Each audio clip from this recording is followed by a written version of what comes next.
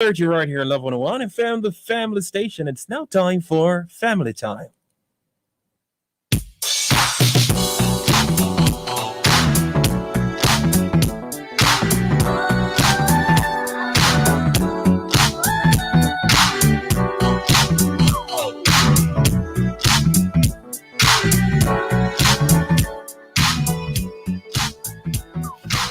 All right. Good evening, everyone, and welcome to another Family Time episode. How are you doing on this No Movement Monday? Another No Movement Monday. Of course, no movement doesn't mean no activity inside. So we just hope that while you're not moving outside, you're keeping very much active inside. And we want to say welcome to all the persons who are joining us for the first time or joining us again on our YouTube channel and on our Facebook page, on the Love 101 Facebook page. Now, family time is about your family, your relationships, your communities, and of course, our global family. Family Time is produced by Family Life Ministries, and our aim is to enable healthy families, which will lead to healthy nations by extension. So stay with us and please join in via all the platforms. So that's our YouTube channel. We're live now on the Love 101 YouTube channel, and we're live on Facebook. Now, how has the whole COVID-19 vaccine issue been affecting you and your family? We realize that there's a lot of discussions around the vaccine, whether to be vaccinated or not be vaccinated. Persons are even separating themselves, having a lot of thoughts about what it is and who has chosen and why they have not chosen and who has chosen. So many things. But we want to focus on the children today. Are the complications of your child taking or not taking the vaccine understood? We want to explore that a little bit more. And since there won't be any face-to-face classes for a little while longer, what's your plan on getting your child vaccinated? There are several challenges with the education system in terms of communities that are challenged with access to the internet, students who are beyond reach. So the government is encouraging vaccination to get our students back in the classroom. So we may, capture them and be able to get them back into the momentum of learning. Well, we're discussing all things about the vaccine and your child for the next hour. So tell your friend, tell your neighbor, tune in because we have a special guest with us today and she's going to be going through all of that with us. And as we do that, we want to hear from you, your major questions and concerns about our topic, vaccinating the young. That's the topic today. WhatsApp your text and voice notes. Make sure they are no longer than 30 seconds. And you may send that message, that text or voice note to 876-997-3125. That's 876-997-3125, or call the studio lines at 876-968-8327 or 876-968-8328 to participate. Now, that's your major questions and concerns about the topic, again, vaccinating the young. And throughout the program, we'll share it and address it. Remember, you can watch us live on the Love 101 Facebook page and on the YouTube channel. We'll be right back with our guest, Dr. Tracy Evans Gilbert. So don't go anywhere. Get your questions ready and prepare to hear about vaccinating the young.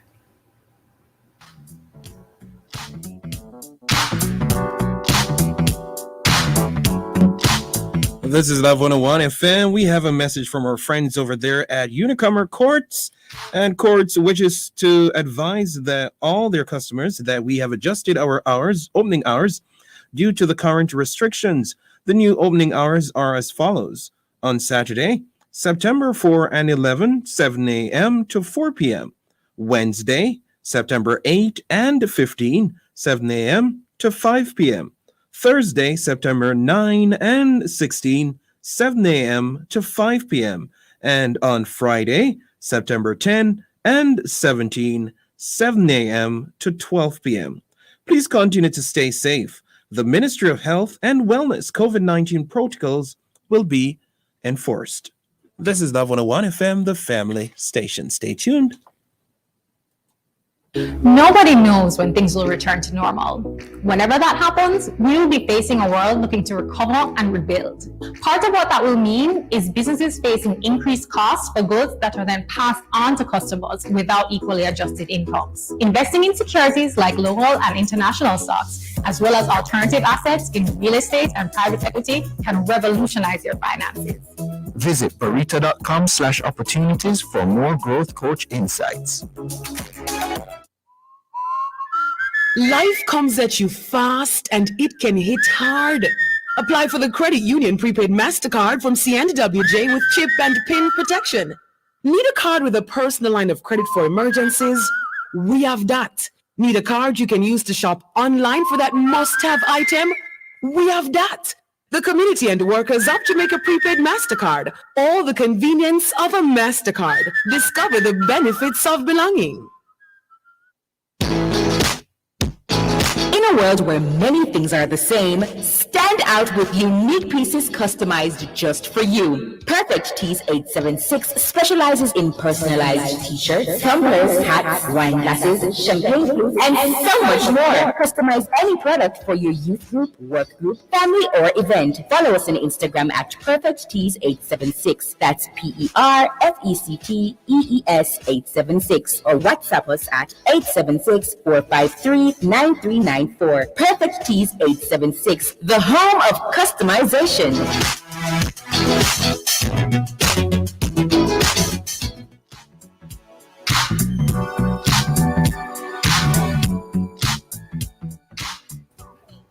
All right, welcome back to Family Time on Love 101, and welcome to our special guest, Dr. Tracy Evans Gilbert.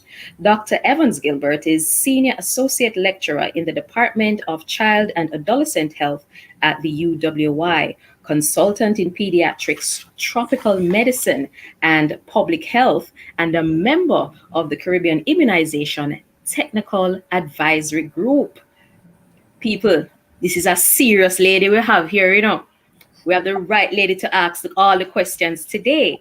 And just to note also that this group is chaired by Professor Peter Figueroa. How are you, Dr. Evans? And welcome to Family Time. Thank you for having me. Excellent. Now, we want to hear from our audience. So we're inviting them. We need you to tell us your major questions and concerns about our topic. Now, remember, the topic is vaccinating the young. So a lot of discussions have been in the news about vaccinating or children, as we are now in the new academic year, and so much has been lost during the pandemic last year in terms of education and teaching and learning. So the resolution is to get the students vaccinated to build their immunity against this. So we want our listeners, please send your questions to or voice notes on WhatsApp to 876-997-3125. Watch us and comment live on the Love 101 Facebook and YouTube platforms, or call the studio lines at 876-968-8327 or 876-968-8328 to participate. And throughout the program, we'll share your thoughts, but let's start at the beginning. So we want to ask you, Dr. Evans, Dr. Yes. Evans Gilbert. So can I just call you Dr. Gilbert?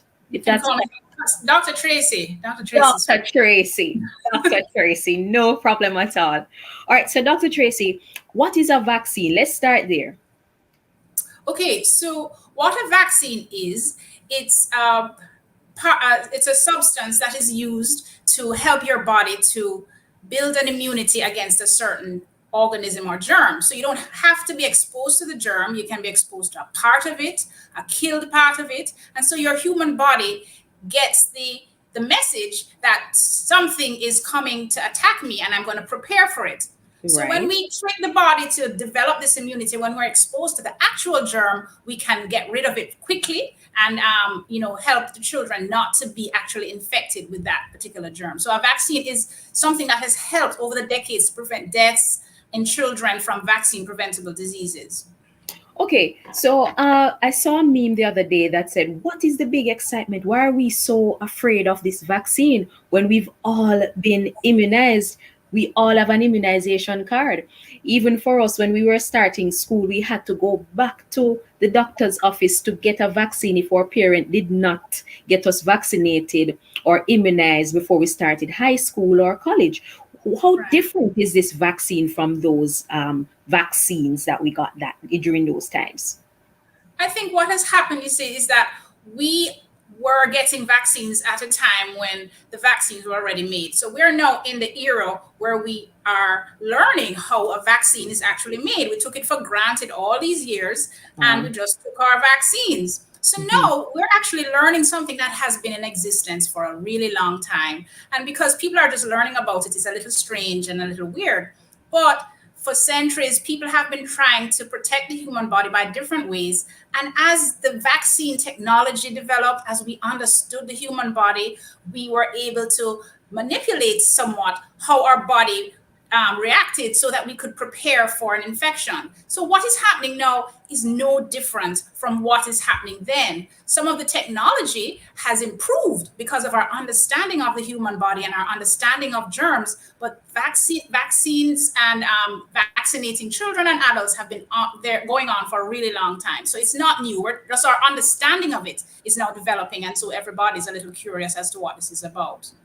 Okay, so how different are they though? Because we are hearing about the mRNA technology. Persons are concerned that their immune systems are will be compromised, and the mRNA technology will only train the immune system to acknowledge the spike from the COVID virus, and therefore not protect them from anything else. How different is it, and are those things true?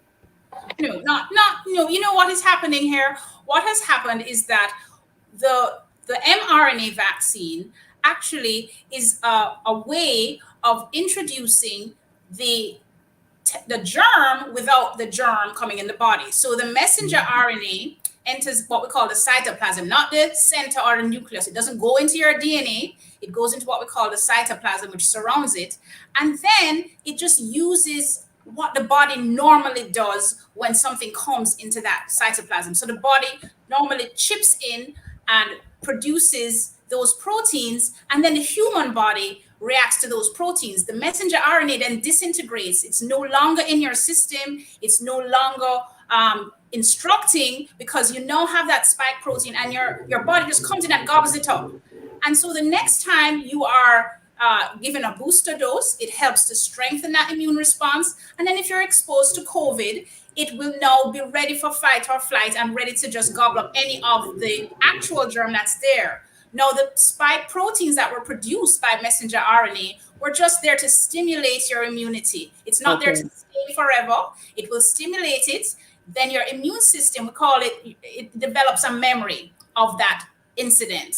And when it develops that memory, whenever there's another actual germ or another dose of the vaccine, that memory builds up. And so it is able to recruit other soldiers in your body and to just attack the actual germ. So what is happening is that we're just using nature to prepare for an actual germ, but the technology that we're using does not stay in your body forever. It doesn't mutate. It doesn't join to your cells. It leaves. It does its job just like a germ does. Goes in, does its job, and leaves. So it's not something that is weird. Yes, So the vaccines that we would have received as children, yes. uh, it operates in a similar way.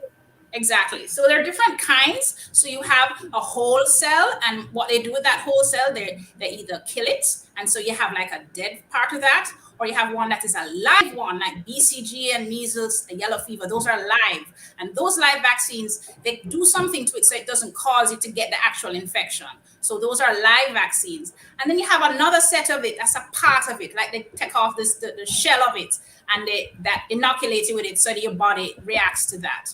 What the messenger RNA does is that it's a similar thing, except they don't have to use the actual germ. They're able to now create the stimulus to excite your immune system without actually introducing the germ in your body. So this is actually the same thing that has been happening all along. We took it for granted, but this is exactly what has been happening all along. Our immune system is just doing its job. We're not changing our body. All we're doing is giving it a signal to get into action.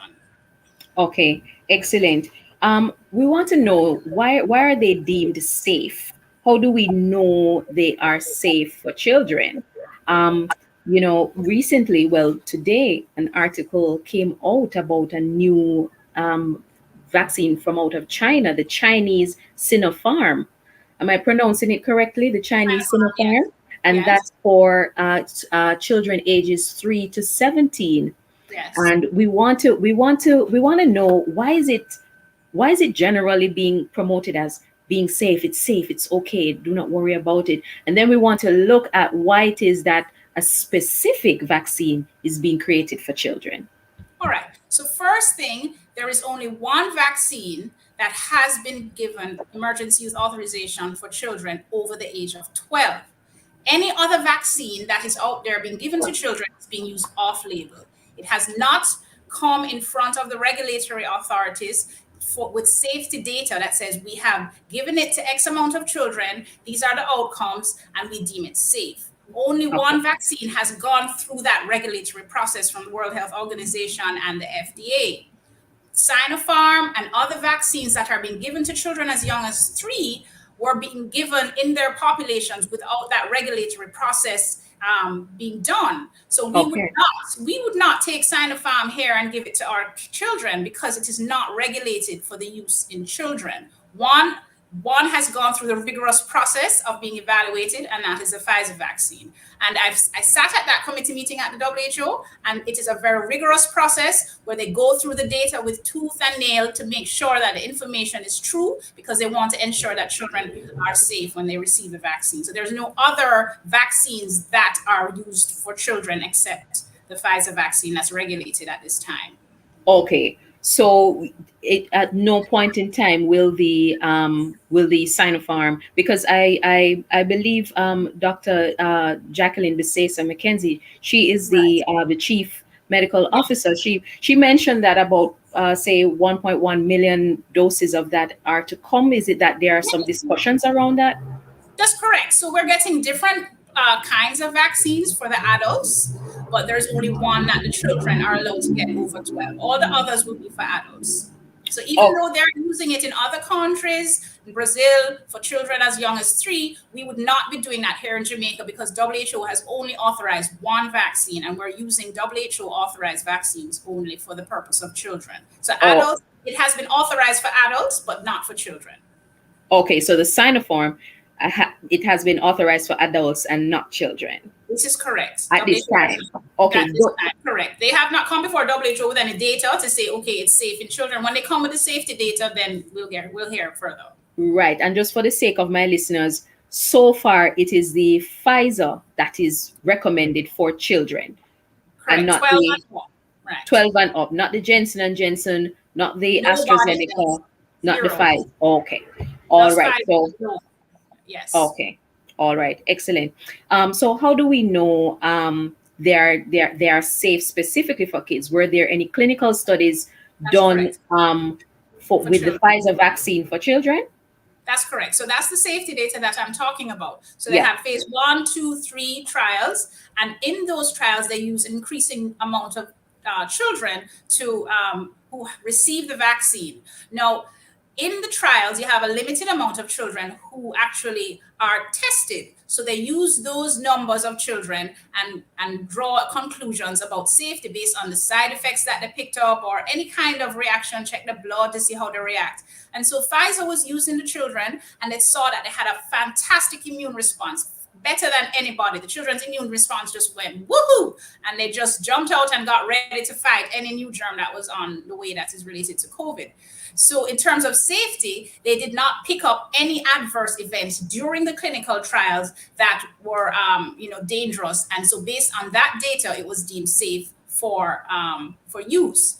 Now, one thing I need to explain to you with any vaccine is that when you do tests on hundreds or thousands in clinical trials, when you come in the real world and you test millions, then when there's a rare side effect like 6 in a million, you wouldn't have picked that up in the clinical trials because you wouldn't Okay. have tested it on millions of people. So not just COVID-19 vaccines, any of the other vaccines, measles or DPT, all of those, once it went out into real world, then all of them found something that was unique, that was rare. And it was so rare that we have something called a surveillance system. And the purpose of that surveillance system is to detect any rare side effect from any vaccine. And so this is what happened with the safety data. They could give us information on the hundreds of children that they tested, but when you have real world, you're hearing of rare side effects that come out, and that comes out because millions of people are vaccinated. Are being tested. Okay, so so Dr. Tracy, based on Yes. what you have said, there seem to be no option then for children in terms of the various types of vaccines that are now available. It Correct. means therefore it's only the Pfizer vaccine that should be administered to children, and if possibly in the future, the Sinopharm Right. might be, if it is Right. So approved. Russia and China just went and vaccinated everybody at sea. The regulatory data did not come to WHO concerning that. But now that they have given it to their populations, they should have some safety data to be able to present to WHO to be reviewed to see if it can be used on a global scale. Okay, excellent. All right. So listeners, you heard the only vaccine being administered to children here in Jamaica is the Pfizer vaccine, though there's a Chinese Sinopharm vaccine that's available for children 3 to 17 years. We do not administer that. Of course, that needs more approval. So we hear about herd immunity. We're watching the TV. We're hearing about herd immunity. We're hearing about natural immunity. What is natural immunity? And if you can shed light on whether or not it's different from herd immunity. Okay, so yes, it's two different things. So natural immunity refers to the individual who is exposed to a germ. So he or she will develop an immune response, just like when the vaccine is administered, to be Right. able to fight the infection. The herd immunity, on the other hand, is when a critical amount of people have been vaccinated, so that when they are vaccinated, those who are vulnerable, like children who can't be vaccinated, they are like a shield to them. So the greater the amount of people that are eligible for vaccination that are vaccinated, the less likely a child under 12 who can't be vaccinated will be exposed to or affected by the COVID-19 germ. Okay. Okay. Dr. Tracy, or viewers, they want to see the brilliant face that is speaking to them. So I'm Okay. not sure if there's any challenge you're having with lighting. I Is there can any- turn on the lights, but I'd have to get up if you don't mind and turn on the Okay. lights. Is that okay? Okay. All All right. right. Thank you. I Okay, can. we'll allow you a few moments. I'll engage the listeners until you return. Thank We you. have to Just be keep going. pivoting in these COVID times. So I know they do understand. So listeners, we've heard so far the Pfizer vaccine is the only one being administered. There is no real difference with the vaccinations that we've received as children. The vaccines are designed or developed with a certain level of technology. Persons may agree or not agree based on the information that Dr. Tracy is presenting. But what we are here to do is give you the information so that you are informed and so that you make better choices as it relates to being vaccinated or to not be vaccinated. You get the facts from a specialist. So I'm trusting that you are sending in your questions. We have a Facebook question that we're going to highlight pretty soon. But we encourage you to send through your questions. What are your concerns? There are several articles, uh, you know, being written about the dangers of vaccines and the implications on one's health. You know, so we still want to ask you to share with us. What are your thoughts on vaccinating the young?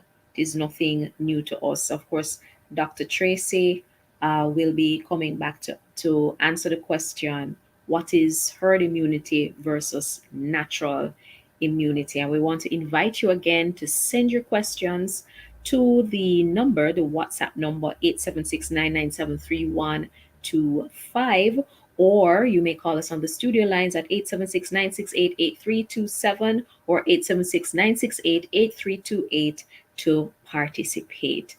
All right, so we really want to hear from you. We want to. This is something important for us to explore.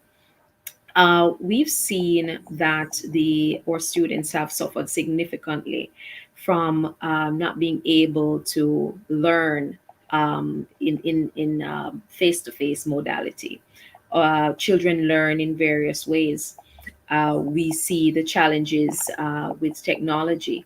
We see the government's effort to bridge that gap by providing tablets, by making internet accessible.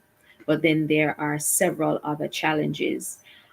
So, in a bid to go back to go back to some level of normalcy, um, the vaccine is being championed as a resolution, to this, to help children to cope. We know too that children might not be as aware as adults when they are in school to wash their hands, to sanitize their area, to stand 6 feet apart. They are not used to that. It's just, we're basically, let's say this is what, a year, we're going to go into 2 years soon. We have to say soon. In another 4 months, 2021 is no more, and then we're looking to January, February, March, and March 11th, 2020 is when this horror came upon the world. So we're looking at almost 2 years. When they see their friends that they have not seen in such a long time, nobody's going to want to stand 6 feet apart, but we're having the discussion, and we hope that Dr. Tracy will be able to shed some light on a few things for you. All right, so we're going to take a quick break. The time is now 5:57. This is Family Time. Stay tuned. We'll be right back.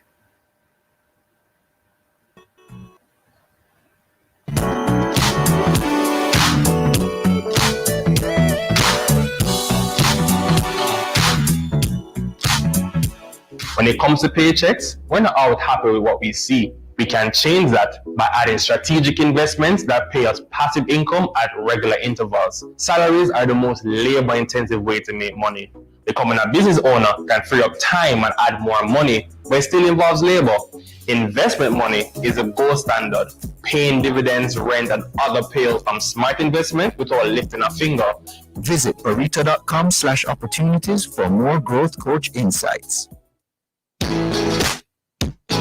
In a world where many things are the same, stand out with unique pieces customized just for you. Perfect Tees 876 specializes in personalized t-shirts, tumblers, hats, wine glasses, champagne flutes, and so much more. Customize any product for your youth group, work group, family, or event. Follow us on Instagram at Perfect Tees 876. That's PERFECTEES 876. Or WhatsApp us at 876-453-9394. Perfect Tees 876, the home of customization.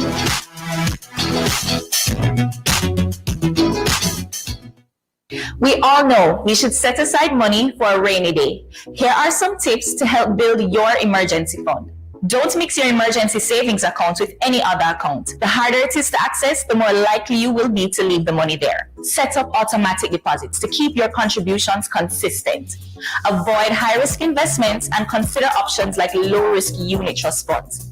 Visit barita.com/opportunities for more growth coach insights. We're ever ready to assist you before, during, and after a disaster. Hurricanes gonna happen, so be prepared. How does a secular dancehall artist become a reggae gospel touting performing minister? What did the Bible mean before? And what does it say to such a person now? How does the word direct their life day by day? When the world questions and judges them, how do they stand by the word? Come to The Rock with host Pastor Harris Steve Blair and guest Stitchy and find out what the Bible says to Stitchy and whether the Bible really has anything to say to people like Cleveland Lang, aka Stitchy. That's The Rock, this Tuesday, September 14 at 10 a.m. on Love 101 FM, the family station.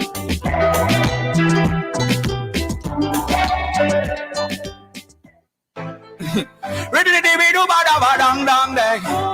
Where the student them Students, teachers, Campus Connection is back in full swing. We kickstart this new term inside Campus Connection on Tuesday, September 14 at 5:30 p.m. with hosts Floyd Wilson and Reverend Dr. Stevenson Samuels as they take a look at the 2021 new school year, facing COVID, beating the odds. And this Tuesday, we will connect with a few students and teachers as they share about week one of the 2021 school year. Also, we will connect with Love 101's Youth Ambassador, Shivani Blair. Students, we want to hear from you. So be sure to call in and share with us how you are coping with week one of the new school year. That's Campus Connection. This Tuesday, September 14 at 5:30 p.m. right here on the family station, Love 101. We are the lad from campus. Come on, tell me what I want. Campus Connection, tell me what I want. Campus Connection.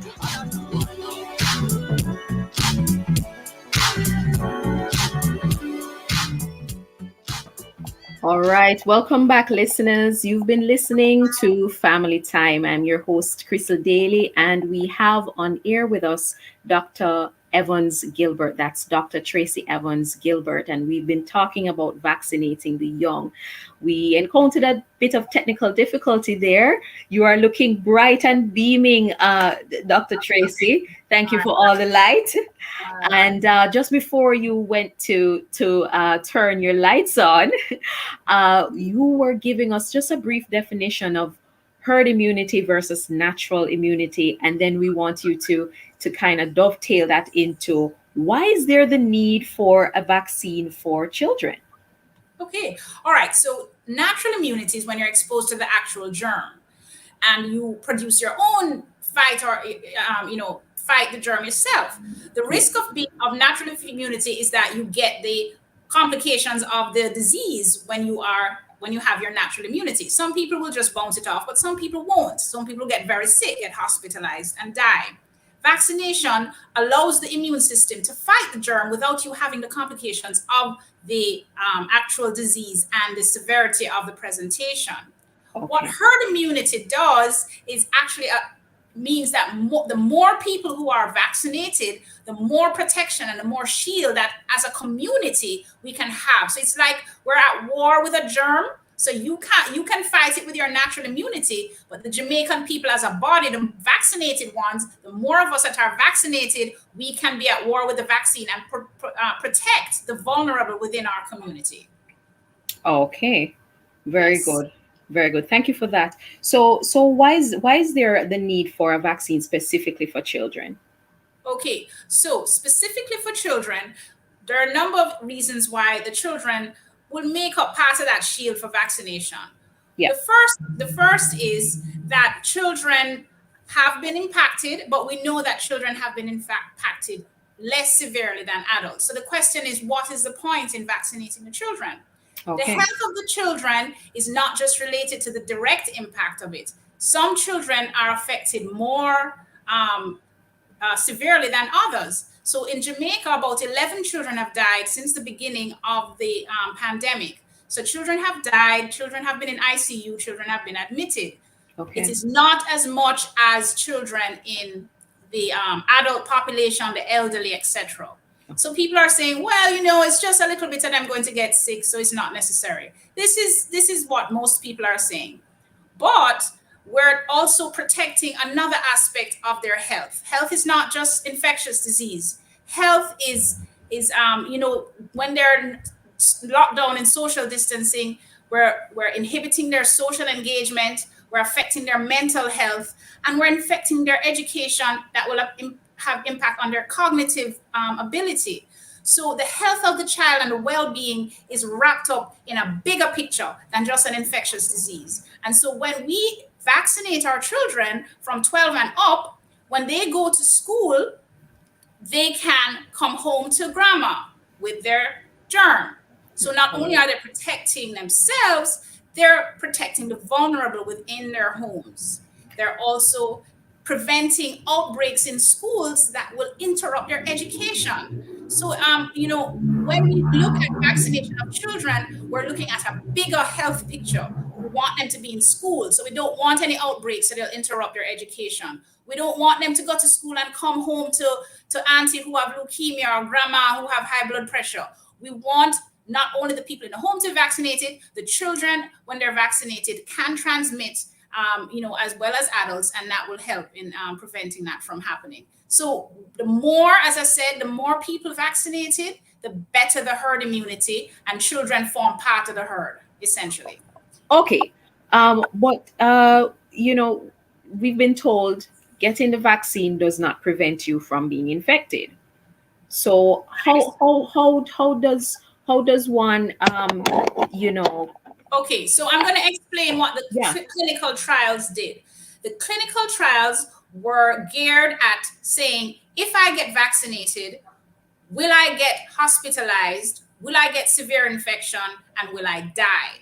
So when they say a vaccine is 80% effective, it means that you have an 80% less likelihood than an unvaccinated person from being hospitalized, having severe disease, or dying. So your risk has been lowered from severe disease. It didn't protect you from a mild disease. So sometimes people who are vaccinated could have what we call breakthrough infections. And those breakthrough infections are those mild diseases. So you've heard people are vaccinated and they got COVID. How is that possible? Because the vaccine was designed to prevent death, to prevent severe presentations, and to prevent hospitalizations. And I'm going to give you an example of a vaccine that does something like that. The BCG vaccine that all of us get, that little brown scar on our shoulder that we get as a baby, that vaccine is to protect the children from severe forms of tuberculosis. So children in Jamaica, I have never seen a case of a child who has tuberculosis of the infection of the brain, a tuberculosis meningitis. I saw it once at sick kids in a Filipino child that was not vaccinated. We do not see severe forms of TB in children in the Caribbean because we give them the BCG vaccine. However, children can still get TB if somebody is exposed to them. So it's this, in the same way, this vaccine is preventing a severe presentation. So it will reduce your chance of being sick, dying, or having complications of COVID-19. So that is what it means. The effectiveness of the vaccine means you can get it, but you won't get sick from it. And if you do get sick from it, your presentation will be shorter and you will less likely to transmit because you have now shortened the time period within which you have been infected. So I know it's difficult to grasp and understand. People are just saying if you get it, then you block it completely. That is not what it was designed to do. That's not, because remember, this vaccine was made to help to prevent the deaths that were happening all over the world. And right now, the persons who are unvaccinated are the people who are dying, who are getting severely symptoms and who are hospitalized. So it is doing what it's supposed to do. Okay, very good. Thank you for clarifying. We have a voice note. And we're just going to allow studio to play that for us, and so our listeners may hear that. Okay. Good evening. I am having an underlying problem and I want to know if I can take the vaccine. I'm living in Dallas and I just want to know, because right as I'm speaking here now, yes, I'm going very, very short because I'm suffering from one lungs. So what is your take on that? Well, sir, thank you so much for that great question. So if you have a problem with your respiratory tract and you have a chronic lung problem, COVID-19 is more dangerous to you than a person who is healthy. So you are a priority group to be vaccinated. I would encourage you to ensure that your shortness of breath is not related to COVID-19 itself, and go get that checked out right away. But if it's due to an underlying problem that you have, your risk of being affected by COVID is really high, and you ought to be vaccinated so that the actual germ will not hurt you or harm you. The vaccine will not harm you, the germ will. Yes. So, So, Dr. Tracy, on that point, this listener asking, what are the effects? What could be the effect on my body, considering my underlying issue? Can children get sick from it? We hear a lot of cases where persons do take it because they have underlying issues. Children who have asthma, a hole in the heart. Right. How could this impact? I'm going to tell you, I visited all the hospitals across the country, and the children who are admitted are the children with underlying conditions. Those are the children who are at risk of COVID-19 affecting them. So if they have an underlying condition, it's important that they do get vaccinated to protect them. Those children are at high risk. Okay. Just to ask your point on a study that was recently done, and the study said that boys are more susceptible, young boys, which say between the ages of 12 and 17 or 15, are more susceptible to having inflammation of the heart or those kinds of things if they are vaccinated. Could you just shed some light on that to comfort some of the concerns around that? Okay, so what you just described is myocarditis, and you've been reading about it in terms of one of the rare side effects of the vaccine. Rare meaning 6 per million doses. So what is happening here is that, as I mentioned before, when we had a real world use of the vaccine, this rare side effect came up. So this inflammation of the heart can actually be caused by COVID itself. COVID itself can cause inflammation of the heart 6 times more than the vaccine. Okay. So the germ itself causes a myocarditis, and there is a rare side effect, which is very small. So you'd have to have like 1 million doses, and 6 persons out of that 1 million doses would have this rare side effect. And the persons who have had it, this is the trajectory. It happens a few days after, more likely in the second dose, and the symptoms go away quickly with supportive care. So it's important to recognize that the germ itself has a 6 times more risk of affecting persons than the actual vaccine. So it is a rare side effect, and all the other vaccines that we have a rare side effect, but I've never seen them because it's rare. So it's something that can happen, but we don't see it because it's so rare. But we want people to know about it so that they can recognize it if it happens. But it's not anticipated that it's going to be like everybody who gets it gets this side effect. It's going to be, a small number within 1 million doses, and we're not even giving 1 million doses to the children. It's going to be a fixed number among the children, so we're not expecting to see that many. Okay, so since you're saying it's a rarity that this inflammation of the heart condition may happen as a side effect, what are some of the side effects that can be seen so far in children, most children? Okay, so the side effects can be common or they can be rare. So the more common side effects are like a sore arm or a fever, or those things happen like in 1 in 10 of the persons. And most of you who've had it had something similar to that, or you feel a little lethargic. And those symptoms that you have post-vaccine are your immune system responding to the vaccine, and the symptoms settle within 1 to 2 days. Those are the more common things that you can anticipate that's happening. So those other symptoms of feeling unwell are short-lived. Some of you who've had like the AstraZeneca vaccine, or you have been through it, you had a feeling a bit of unwellness, but within 24 hours you were up and running again. So those are the more common ones. And then, as we spoke about the myocarditis, that's something we don't see as common. It's rare, and rare means you have to have a lot of doses before you see one of those cases. The important thing that we need to recognize also is in Jamaica, we have something called a surveillance system for side effects. So anybody who complains of anything, it goes to this body of people. They look at the side effects to see if there's anything that is common or if it is really related to the vaccine. So we are checking on your safety as the vaccines are being rolled out. Okay, so we had a question from Venreese Clark, who asked if children take the vaccine now, will it affect them in their later years? So, say a 3-year-old takes it, and by he or she reaches preteen, you start seeing some things coming up. And I'm trying to squeeze a lot of things because you're just Sure. overflowing with a wealth of information. No, that's fine. So So while I ask about the vaccine affecting children in the future, I want to squeeze in to ask what is the dose that they are getting as well. So the dose and if it affects for long term. Okay, so Negative. all of us have gotten vaccines from our babies. Granny got vaccines and Granny outlived all of us, and she didn't, nothing happened vaccine related to grandma. The vaccines that we are getting currently have a similar method of stimulating the immune system. And so the most that is going to happen later on is that you have an immunity to the COVID germ.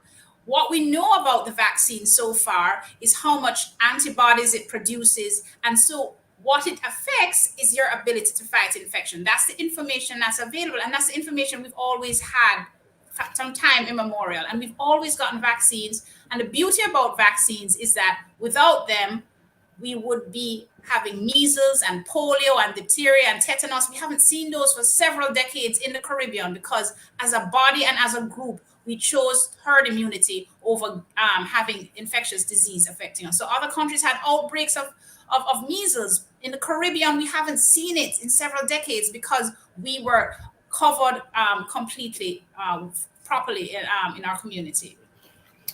Okay. All right. So we want to, you mentioned that I want to see if I'm pronouncing it correctly, the myocarditis. Yes. That's the inflammation of the heart. So when that happens, does it go away? Yes. Or can it then resurface as an illness that you have adopted because you've taken the vaccine? Okay, so as I mentioned before, COVID-19 itself caused myocarditis. In children who have a condition called multisystem inflammatory syndrome, they get a condition called myocarditis. In the UK, all those children who were followed up later on, they have re-examined their hearts and their hearts returned to normal. The side effect of the vaccine is something similar, a similar myocarditis. And the symptoms after the vaccine actually are shorter and resolve quickly. They are still monitoring children who have had that myocarditis, but I can say that those who have had it from the natural COVID itself have had complete resolution. And those children in Jamaica who've had the myocarditis that we have seen from COVID-19 have also resolved. So myocarditis related to the vaccine, we can anticipate possibly a similar outcome, but we are continuing to monitor to ensure that children remain healthy if these symptoms should develop in a rare instance. Rare instance. Okay. So what would you say to parents who say, let us wait it out? As adults say, me not take it until me see what go happen. And so parents are saying, I'll wait as well.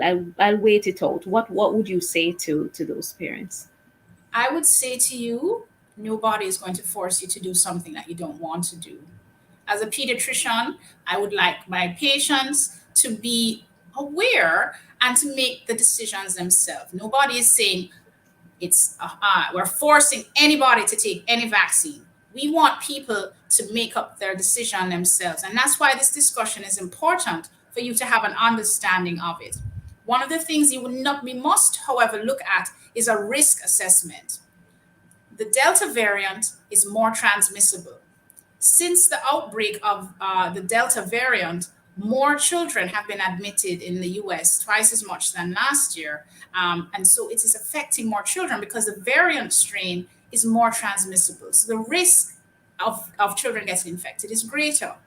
The risk of a family member being infected because we have not been vaccinated is also greater. Now, there's something that you must understand about the Delta variant. When I said that your risk of not getting the infection is lower than somebody else, for Delta, it is the same. All the vaccines lowers your risk. Now, the risk has been lower because Delta is more aggressive than the others. Okay. But when you get it, if you get it, not everybody will get it because your risk is lower. Your risk of getting it is even lower than a person who's unvaccinated. But once you get it, it can spread just as an unvaccinated person, but it's shorter. It's a short-lived compared to an unvaccinated person. So it is important that vaccination be seen as a weapon to help us to overcome spread of new variants. The more people vaccinated, then we won't be hearing the whole letter of the Greek alphabet. Because if you allow the if you allow the germ to run amok in your community, then it would allow new variants and more dangerous variants. The vaccine helps to prevent more variants. And it is important as a community that we do what the Caribbean has been doing for decades. We have protected ourselves and put a shield around the Caribbean community by vaccinating as many persons as possible. So I know there's a wavering because there's a lot of information, some true, some not true. You don't know what is left, you don't know what is right. What I want you to do is pray about it and ask for wisdom and ask God to guide you to do what He guides you to do. But nobody's forcing a soul to force their child to take a vaccine. But I'm encouraging you. That is an important thing that you must consider if we want to get back to normalcy, if we want to get our children back into the education system without interruptions. Every minute school going to close because there's an outbreak. We can help to prevent that.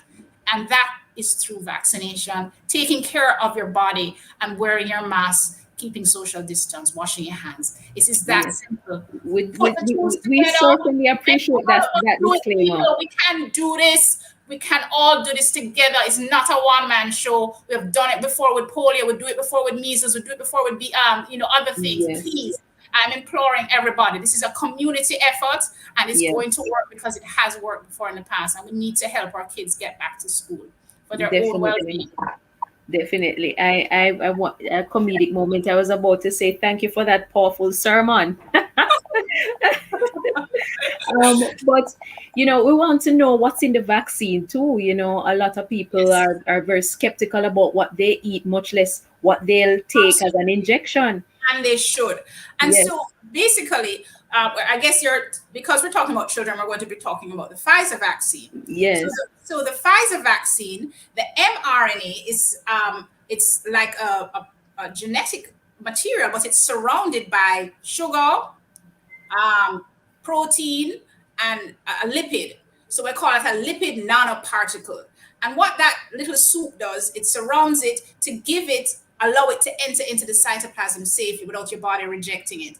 And so in the vaccine are things that you normally would eat, but it's in a form of we call a lipid nanoparticle. So lipid is like fat, and the protein and the sugar, they all surround this messenger RNA, gives it a little vehicle to move into the cytoplasm of your cell, makes the spike protein, and it dissipates in your cytoplasm, goes away. So there's no weird chemicals that are in that mRNA vaccine that you need to be worried about.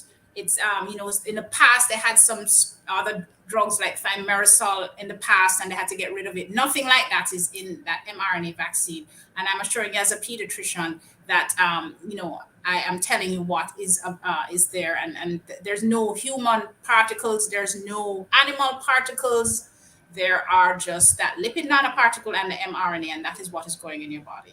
Okay, so question, the vaccines, we have a question. My child will not be 12 until October. Should I wait until he is 12 before he takes it? That is correct. That's a quick question. The regulators have not permitted use under 12. Wait for his 12th birthday and then you go for it. All right? Okay. Nothing under 12. Okay, excellent.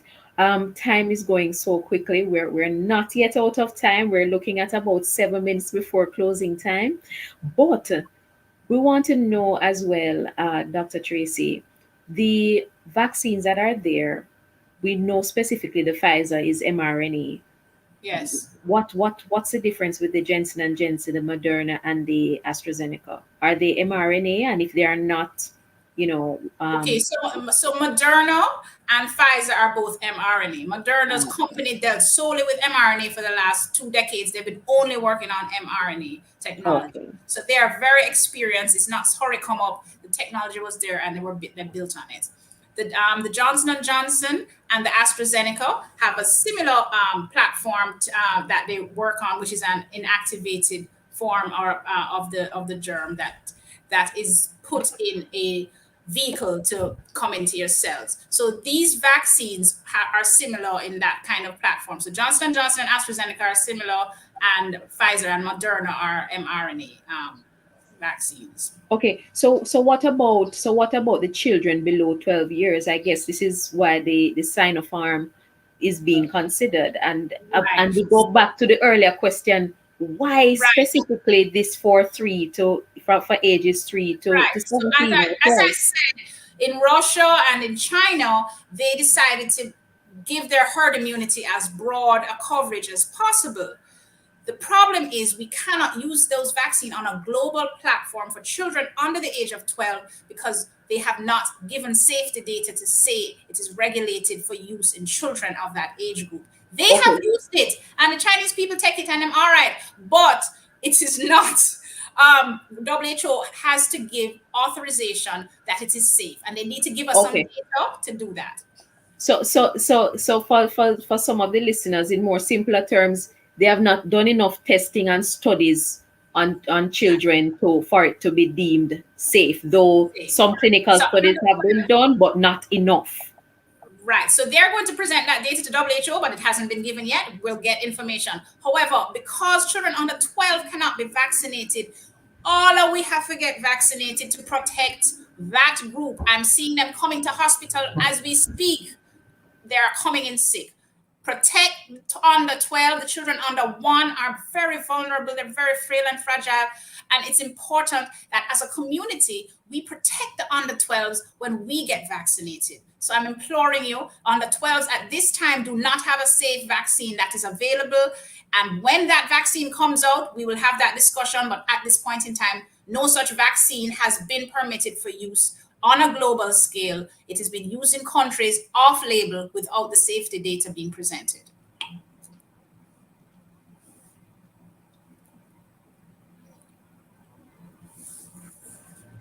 All right, so we're back. We just encountered a brief technical difficulty there. We thank you, listeners, for staying tuned. We are talking to Dr. Evans, and we are talking about vaccinating the young.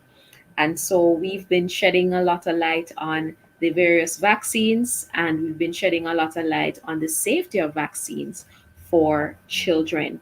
So as we are drawing closer to closing the show, we want to invite you all to call us at Family Life Ministries at 876-939-7917, or you may visit our Portmore location at 117 Cecile Avenue, or you may contact our head office at 876-920-1034 or 876-926-8101. Note that appointments can only be made by calling the offices. Otherwise, to keep up to date and what's happening with FLM and our programs, find us on Facebook at FLM Family Life Ministries, on Instagram at FLMJA, and subscribe to our YouTube channel, Family Life Ministries FLMJA. We are down to just 2 minutes. Dr. Evans Gilbert, I'm so sorry. This is, I don't know, perhaps I'm shouting out, openly to our producer, Kathy Gale. Perhaps we need to do a part 2. Perhaps we might need to do a part 2. So much to discuss. We thank you so very much, Dr. Evans Gilbert, for just shedding light, letting us know that, listen, the vaccine is to prevent death. It is safe for children. Only the Pfizer vaccine is being given to children now in Jamaica, though there is another vaccine designed to be administered to children 3 to 12 or to 17 years. That's the Sinopharm, developed out of China, but more work needs to be done, and so we will not be administering that. And of course, we want to encourage our parents to believe in the science, to trust it, that your children have gone through the process. We have gone through it. I didn't know that this mark on my arm was to prevent me from tuberculosis. Especially on advanced level. Yes, I just want to say today the UK has approved the Pfizer vaccine for all children 12 to 15. They had sent out something initially said that says that they only wanted the sick ones or those with vulnerable family members, but they made a decision today that all children 12 to 15 who are healthy should get it. So just to let you know, there's no disagreement across the globe. All right, excellent. Thank you so very much, Dr. Tracy. So before I go, listeners, I'm going to leave you with said, if you listen carefully to the Lord your God and do what is right in his eyes, if you pay attention to his commands and keep all his decrees, I will not bring on you any of the diseases I brought on the Egyptians, for I am the Lord who heals you. So this is a matter of choice. And of course, we encourage you to stick close to the Lord and follow his instructions. But we did our best to inform you and to give you the facts so that you may make a wise choice. Join us again next week at 5:30 p.m. on Love 101, or join us live on the Facebook and YouTube platforms provided by Love 101, of course. And of course, we want to say thank you to our special guest, Dr. Tracy Evans Gilbert. And thank you also, listeners, for tuning in. We want to big up a producer, Kathy Gale, and Open Door Communications, studio facilitator, Rashane Douglas, and of course, you, our listeners. Thank you for tuning in. I'm Crystal Daly. Stay well, stay safe, and stay inside.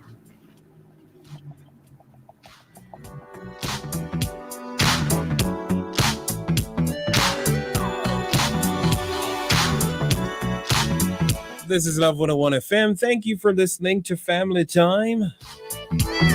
Hope you're enjoying the discussion or being informed as it relates to all the matters that are of major importance in this season and in this time.